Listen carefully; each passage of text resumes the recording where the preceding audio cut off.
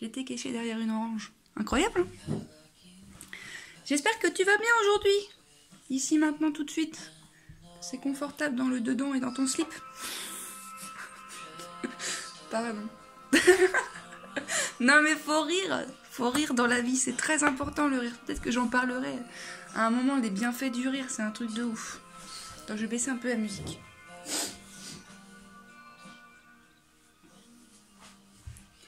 Donc rions, rions, rions. Même de nos états moins feng shui, rions quand c'est possible.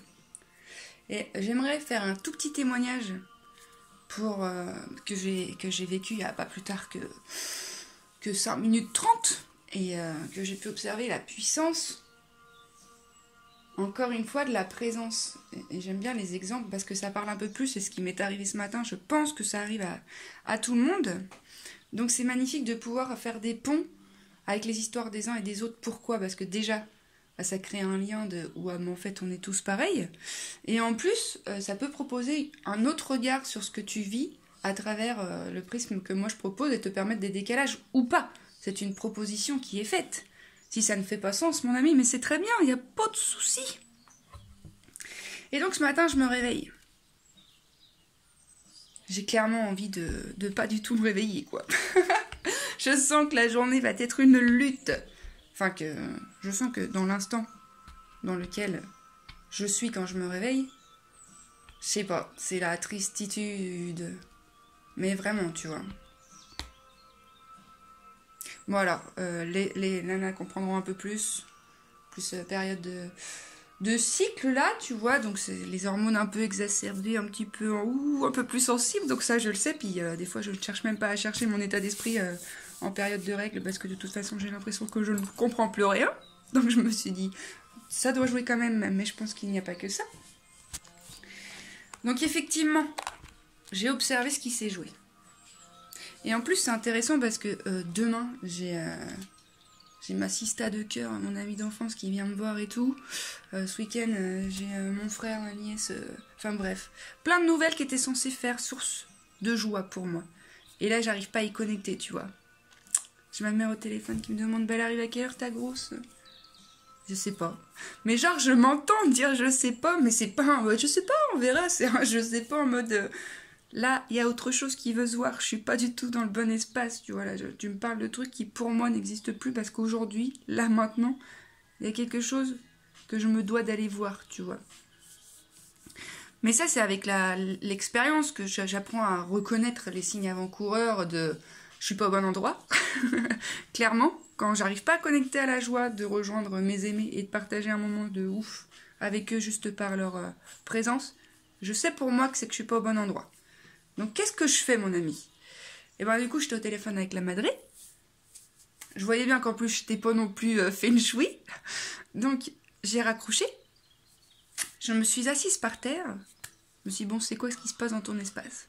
Et en fait clairement, il y a 2 jours de ça là, j'ai fait une insomnie et puis il y a l'idée de... Tu vas animer des retraites, tu vas faire des trucs avec les gens, mais ça va être formidable. Oh oui, tu feras du yoga du rire. Oh oui, avec plein d'exercices pratico-pratiques qu'ils expérimenteront en direct dans l'expérience directe. Il n'y a que ça de vrai pour se rappeler de certaines choses. Avec des propositions intéressantes dans l'instant pour apprendre à s'autonomiser et puis apprendre à accepter ce qui est là. Et moi, je sais que je suis déjà allée visiter des espaces comme ça, de groupes, notamment axés autour du retour à soi. Pas le groupe en mode comment changer une roue de voiture ou que sais-je encore, hein, mais ça je sens que ça m'anime vraiment.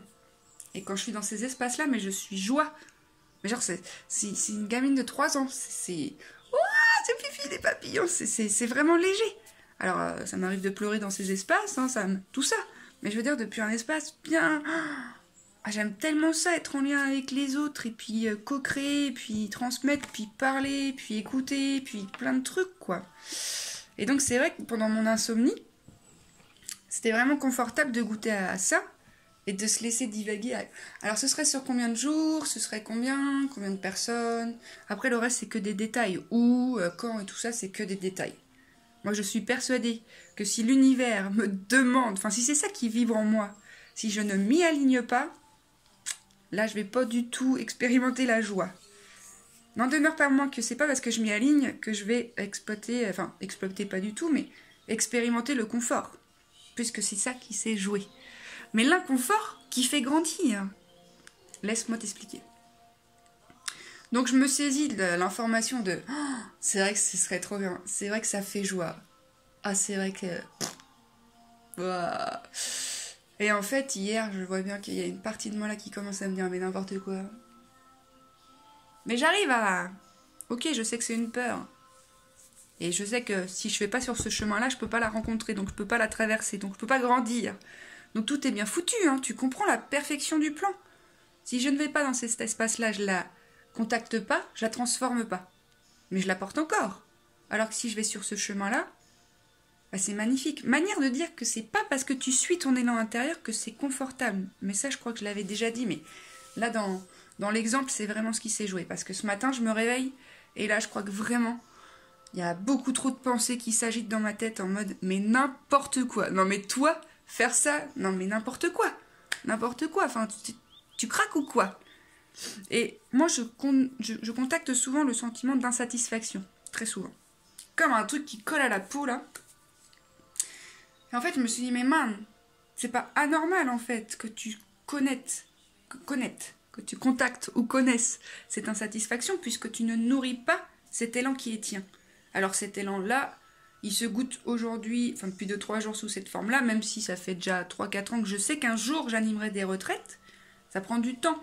C'est même pas, c'est pas ce qui était à l'œuvre, c'est pas ce qui était demandé. Mais au même titre que les vidéos que je fais, ben avant de commencer, ça faisait 2-3 ans, je disais, je sais que je ferai des vidéos un jour. Mais c'est pas en mode je les fais pas parce que j'ai peur ou quoi, c'est que je les ferai quand ce sera le moment. Manière de dire que tout se fait... Enfin, quand j'ai fait les vidéos, je l'ai fait parce que c'était fluide. Je me suis même pas posé la question de pourquoi je l'ai fait. J'ai pris le téléphone, j'ai fait la vidéo. Il y a quelque chose qui se déroule comme ça à l'intérieur de moi. Et pendant les 2 ans au préalable où je me suis dit moi aussi je ferais des vidéos, c'était marrant d'observer les pensées qui pouvaient me dire ah ouais pourquoi t'attends? Pourquoi t'attends en fait? Mais tu fuis? T'as peur, c'est ça en fait, t'as peur. T'as peur et tu te racontes des histoires pour pas te lancer. Non mais n'importe... Et tous ces trucs-là, j'étais là, mais ta gueule en fait là. Moi je vais me faire confiance, je les ferai quand je les ferai. C'est tout. Je sais que je vais les faire, je sais qu'avant de les faire, c'est pas une fuite. C'est j'ai besoin de faire autre chose avant. Comment je le sais? Parce que sinon je serais en train de faire les vidéos. Ok? Si je les fais pas, c'est que c'est pas le moment. Et là c'est marrant parce que du coup, ces histoires de retraite, c'était déjà présent à La Réunion. Alors c'est un repère spatio-temporel en 2018. Manière de dire que ça fait 5 ans que je sais que j'y viendrai. Mais là encore aujourd'hui, je sais pas si c'est dans 3 mois ou dans 3 ans. Qu'importe. Je sais que j'y vais. Donc c'est ok. Et là ce matin, franchement, la maxilouse dans la tête.